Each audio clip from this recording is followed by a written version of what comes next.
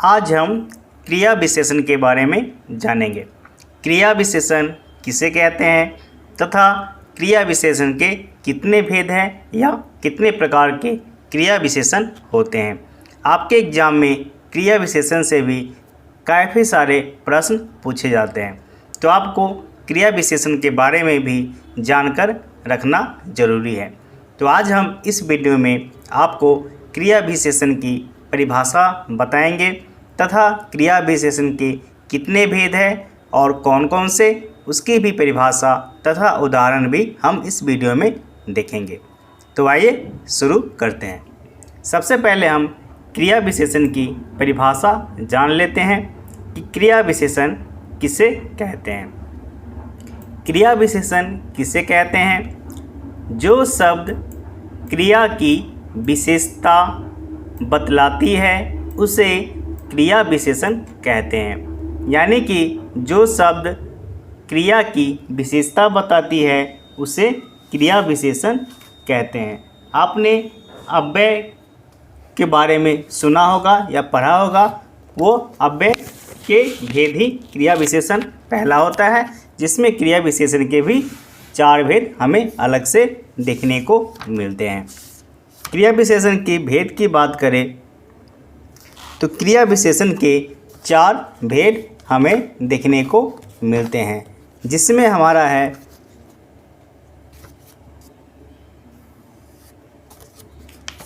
कालवाचक क्रिया विशेषण, स्थानवाचक क्रिया विशेषण, रीतिवाचक क्रिया विशेषण तथा परिमाणवाचक क्रिया विशेषण। इससे काल से ही हमें पता चलता है कि यह काल किस समय की बात की जा रही है। स्थान से हमें यह समझ में आता है कि किस स्थान यानी कि किस जगह की बात की जा रही है। रीति से समझ में आता है कि किस रीति यानी उसके हाव भाव स्वभाव की बात की जा रही है। और परिमाण से आपको पता ही होगा, किसी भी चीज़ का परिमाण हमें यानी कि उसके माप तौल कितना परिमाण में है, कितनी मात्रा में है, उसे परिमाणवाचक कहते हैं। तो हम एक एक करके सबकी परिभाषा भी जानेंगे। सबसे पहले हम जान लेते हैं क्रिया विशेषण के कितने भेद हैं। तो क्रिया विशेषण के 4 भेद हैं। पहले नंबर पर कालवाचक क्रिया विशेषण, दूसरे नंबर पर स्थानवाचक क्रिया विशेषण, तीसरे नंबर पर रीतिवाचक क्रिया विशेषण, चौथे नंबर पर परिमाणवाचक क्रिया विशेषण। मैंने यहाँ पर नंबर 1 पे कालवाचक दिया, नंबर 2 पे स्थानवाचक दिया, नंबर 3 पे रीतिवाचक दिया, नंबर 4 पे परिमाणवाचक दिया। इसका मतलब ये नहीं कि नंबर 1 से 4 तक ऐसे ही सीरियल नंबर रहेगा, आप इसे आगे पीछे भी कर सकते हैं। आप स्थानवाचक को पहले नंबर पर दे सकते हैं, रीतिवाचक को पहले नंबर दे सकते हैं, यानी आपको जैसे मर्जी। बस हमें यह याद रखना है कि क्रिया विशेषण के 4 भेद होते हैं, जिसमें है कालवाचक क्रिया विशेषण, स्थानवाचक क्रिया विशेषण, रीतिवाचक क्रिया विशेषण तथा परिमाणवाचक क्रिया विशेषण। अब हम एक एक करके सबकी परिभाषा जान लेते हैं, क्योंकि आपको कभी कभी परिभाषा भी पूछी जाती है और कभी आपको इसके उदाहरण भी पूछ लिए जाते हैं कि इस शब्द में या इस वाक्य में आप क्रिया विशेषण ढूंढिए या कौन सा शब्द क्रिया विशेषण है। तो आज हम इस माध्यम से उसे समझने की कोशिश करेंगे। पहले नंबर पे हमारा था कालवाचक क्रिया विशेषण। कालवाचक क्रिया विशेषण किसे कहते हैं? जो शब्द क्रिया की समय संबंधी विशेषता का बोध कराती है उसे कालवाचक क्रिया विशेषण कहते हैं। यानी कि जो शब्द क्रिया की समय संबंधी यानी जो कार्य कर रहा है उसकी समय, कौन से समय में कर रहा है, कब कर रहा है, उसकी अगर विशेषता बताती है, उस शब्द को, उस वाक्य में जो भी शब्द है क्रिया विशेषण का, उसे कालवाचक क्रिया विशेषण कहेंगे। जैसे उदाहरण की बात करें, कल, कोई वाक्य है जिसमें कल है, तुम कल आ जाना, तो कल जो है यह क्रिया की विशेषता है। या काल मतलब किस काल की बात करें, यानी कल की बात कर रहा है, माने कल की, आज होता तो भी यह कालवाचक होता, कल है तो भी यह कालवाचक हो गया, परसों होता, सदा होता, अभी होता, बार बार होता, यानी समय की बोध यहाँ पे जब भी होगी वह कालवाचक क्रिया विशेषण कहलाएगी। परसों, प्रतिदिन, सदा, अभी यह समय की बोध हो रही है, इसलिए इसे हम कालवाचक क्रिया विशेषण कहते हैं। आपके इससे कोई भी सेंटेंस यानी कोई भी वाक्य मिल सकता है, जैसे मैं अभी जाना चाहता हूँ, अभी जो है वह समय की बोध है। वह सदा सच बोलता है, वह सदा जो है वह भी समय की बोध है। तुम कल आ जाना, ये भी कल की जो बात है वह समय की बोध हो रही है। वह बार बार भूल रहा है, यह भी है समय की बोध है। तो इसे हम कालवाचक क्रिया विशेषण कहते हैं। चलिए अगले पर चलते हैं। अगला भेद था हमारा स्थानवाचक क्रिया विशेषण। आपको स्थान से ही समझ में आ रहा होगा कि यहाँ पर किसी जगह की बात की जा रही है। चलिए हम इसकी परिभाषा भी जान लेते हैं कि स्थानवाचक क्रिया विशेषण किसे कहते हैं। जो शब्द क्रिया के होने के स्थान का बोध कराती है उसे स्थानवाचक क्रिया विशेषण कहते हैं। जो शब्द क्रिया के होने का स्थान का बोध कराती है उसे स्थानवाचक क्रिया विशेषण कहते हैं। यानी कि जो शब्द है उसमें क्रिया जिस जगह हो रहा है उस स्थान के बोध हो रहा है कि कौन से जगह पर वह कार्य किया जा रहा है, उस शब्द को हम स्थानवाचक क्रिया विशेषण कहते हैं। जैसे इधर, यह जो स्थान है, इधर तुम इधर आओ, यह स्थानवाचक क्रिया विशेषण है। उधर नील कमल उधर बैठा है, तो यह क्या है, स्थान की बात की जा रही है कि वह उस जगह पर बैठा है। या भीतर आ जाओ, वहाँ बैठो, यानी यहाँ भी स्थान की बात की जा रही है कि आप यहाँ पर आकर बैठिए। उस रास्ते पर बाईं ओर मुड़ जाना, यानी भी उस स्थान की बात करें कि उस रास्ते पर जहाँ से ख़त्म हो वहाँ से बाईं मुड़ जाना। पहाड़ के ऊपर कहीं बर्फ़ गिरी है या ऊपर जो है, यहाँ पर भी स्थान की बात की जा रही है। बाहर, यह भी स्थान की बात की जा रही है। यहाँ, यह भी स्थान की बात की जा रही है। कहाँ, यह भी स्थान की बात की जा रही है। तो जिस भी वाक्य में स्थान का बोध होती है, जिस क्रिया के समय स्थान का बोध होती हो, उसे स्थानवाचक क्रिया विशेषण कहेंगे। चलिए अगले पर चलते हैं।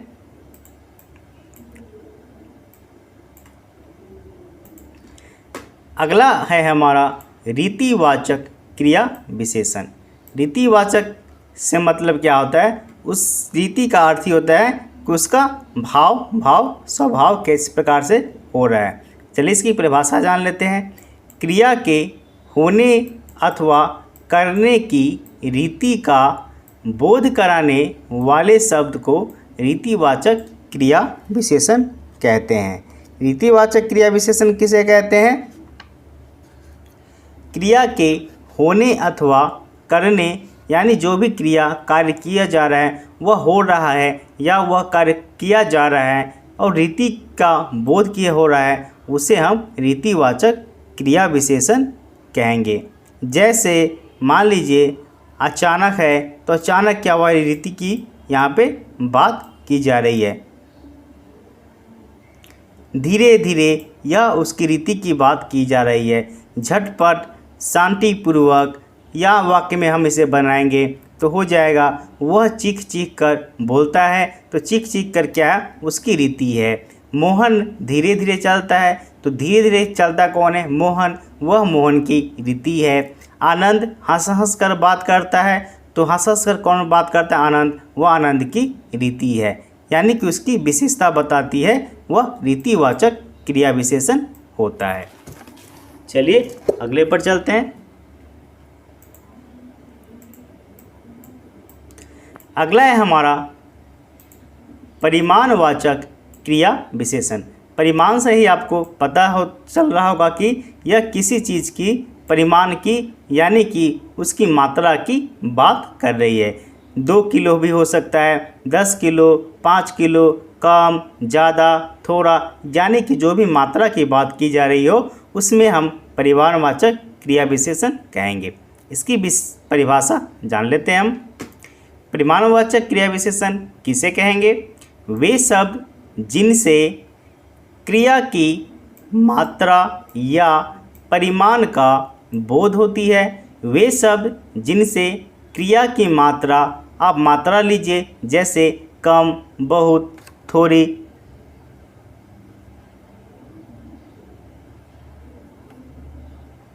कम, बहुत, थोड़ी, ज़्यादा, वह मात्रा हो गई। या परिमाण में तो 2 किलो, 4 किलो, 5 किलो जो भी है वह परिमाण में आ जाती है, तो उसे हम परिमाणवाचक क्रिया विशेषण कहते हैं। फिर से एक बार देख लेते हैं, परिमाणवाचक क्रिया विशेषण किसे कहते हैं? वे शब्द जिनसे क्रिया की मात्रा या परिमाण का बोध होती है उसे परिमाणवाचक क्रिया विशेषण कहते हैं। उदाहरण देखिए तो जैसे कम, बहुत, उतना, थोड़ा, थोड़ा सा आदि, यह हुआ परिमाण की बात यहाँ पर हो रही है। इसकी वाक्य बनाएंगे तो मान लीजिए जैसे उस दिन राम बहुत कम खाना खाया, तो कम जो है यह मात्रा की बात हो रही है। जितना सोचो उतना ही बोलो, यह भी मात्रा की बात हो रही है। तुमने मेरी बात सुनकर बहुत हंसी, तो ये क्या हुआ? यह भी एक मात्रा की बात हो रही है। तो वहाँ भी जहाँ भी मात्रा की हो, बहुत, कम, जितना, उतना, कम, थोड़ा, जरा सा, पर्याप्त, कम, तो ये भी मात्रा में आ जाती है। यानी कि जिस भी शब्द में परिमाण की बात किया जाए या मात्रा की बात किया जाए उसे परिमाणवाचक क्रिया विशेषण कहते हैं। इसके ऊपर आपको काफ़ी सारे प्रश्न पूछे जाते हैं। जब से मानक हिंदी आया है तब से आपको काफ़ी सारे जो हिंदी व्याकरण के शब्द है, ग्रामर है, उसमें काफ़ी सारे अलग अलग ढंग से प्रश्न पूछे जाते हैं। पहले जैसे सिंपल प्रश्न पूछे जाते थे, अभी वैसा नहीं है। अभी आपको बहुत सारे ऐसे वर्ड है, ऐसे शब्द है जिसे आपको जानकर रखना ज़रूरी है, तभी आप कोई भी एग्ज़ाम में आप अच्छे से मार्क्स ला पाएंगे। तो आज हमने क्रिया विशेषण के बारे में जाना कि क्रिया विशेषण किसे कहते हैं, क्रिया विशेषण के कितने भेद हैं। तो क्रिया विशेषण किसे कहते हैं? जो शब्द क्रिया की विशेषता बतलाती है उसे क्रिया विशेषण कहते हैं। क्रिया विशेषण के कितने भेद हैं? आप इसे भेद भी बोल सकते हैं या प्रकार भी बोल सकते हैं। आप या बोलिए क्रिया विशेषण के कितने भेद हैं, तो भी 4 है। क्रिया विशेषण कितने प्रकार के, तो भी 4, यानी भेद और प्रकार एक ही होता है, यह आपको याद रखना है। कई सारे लोग जो नए होते हैं उन्हें भेद को अलग समझ लेते हैं और प्रकार को अलग समझ लेते हैं, यह ऐसा नहीं है, भेद और प्रकार एक ही होता है, यह आपको याद रखना है। तो क्रिया विशेषण के कितने भेद होते हैं? क्रिया विशेषण के 4 भेद होते हैं, जिसमें कालवाचक क्रिया विशेषण, स्थानवाचक क्रिया विशेषण, रीतिवाचक क्रिया विशेषण, परिमाणवाचक क्रिया विशेषण, यह 4 हमारा क्रिया विशेषण के भेद है। और चारों को मैंने आपको बारी बारी से यानी एक एक करके परिभाषा भी दिखा दिया और इसके उदाहरण भी दिखा दिए। तो आज हमने क्रिया विशेषण के बारे में पढ़ा। तो आज के लिए इतना ही। अगर आप हमारे चैनल पर नए हैं तो चैनल को सब्सक्राइब कर दें, जिससे हमारी आने वाली वीडियो की नोटिफिकेशन आपको सबसे पहले मिल सके। तो मिलते हैं अगले वीडियो में।